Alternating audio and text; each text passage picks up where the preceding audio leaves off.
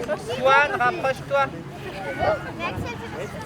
À la recherche des symboles olympiques, leitmotiv du service éducation de la mairie de Valette et Valette Animation IFAC sont les organisateurs de l'événement Célébration de la journée olympique pour Valette.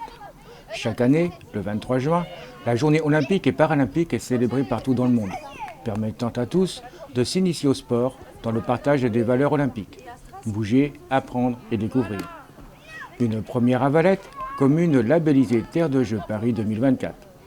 Cette journée de découverte du sport pour les 6 à 10 ans, dont 40 jeunes inscrits à l'accueil loisirs, ont pu découvrir, via un challenge sportif, éducatif et ludique, différentes pratiques sportives.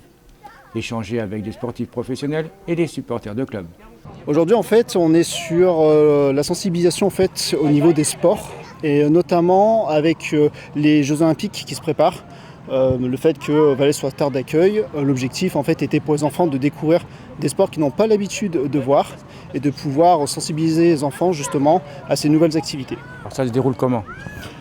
Donc les enfants ce matin avaient 3 ateliers, puis 5 cet après-midi, avec à chaque fois une feuille de route, 4 équipes qui en fait tournent sur le parcours et en fait vont aller d'atelier en atelier pendant une vingtaine de minutes. Est-ce que les jeunes déjà sont sensibilisés justement à ce sport ? Alors on a la chance sur Valette d'avoir déjà pas mal d'enfants qui sont sensibilisés au sport. Après on a des nouveaux sports type le volley, où le volley est plus accessible en général au niveau des collèges et des lycées. Pour le coup là au primaire c'est pas ce qu'ils ont l'habitude de faire, donc c'est vraiment une sensibilisation aussi à de nouveaux sports, ou également à des sports moins connus comme la lutte. Alors, notamment au niveau volley, quelques invités de marque ? Oui, effectivement, nous avons nos invités de marque qui sont venus directement de Nantes, joueuses professionnelles. Et effectivement, on a eu la chance d'avoir cette belle surprise lors de notre découverte de feuilles de route. Donc Valette, terre d'accueil au niveau sport, il y a beaucoup de sport à Valette. Qu'est-ce qui va se passer justement pour ces Jeux paralympiques et olympiques ? Ce qui a été demandé, c'est en tout cas pour les prochaines années, une sensibilisation à venir sur les Jeux olympiques, sur les sports, pour pouvoir ensuite faire découvrir justement aux enfants les Jeux olympiques plus en profondeur, quand justement on amène de la connaissance. Alors bien sûr, on peut dire quand même pour les jeunes, le sport c'est essentiel. C'est essentiel, de toute façon ça fait partie aussi du développement de l'enfant et d'un équilibre, autant sur les besoins d'activité physique mais également sur son équilibre physiologique.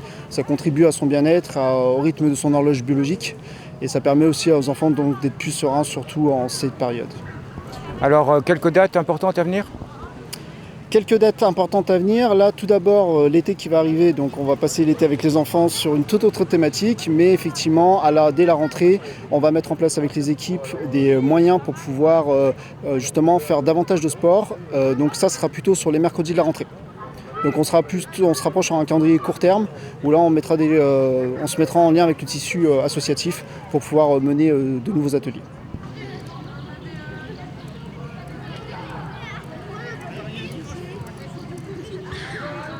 Prochaine date, les 4, 5 et 6 septembre, pour une compétition inter-région de BMX.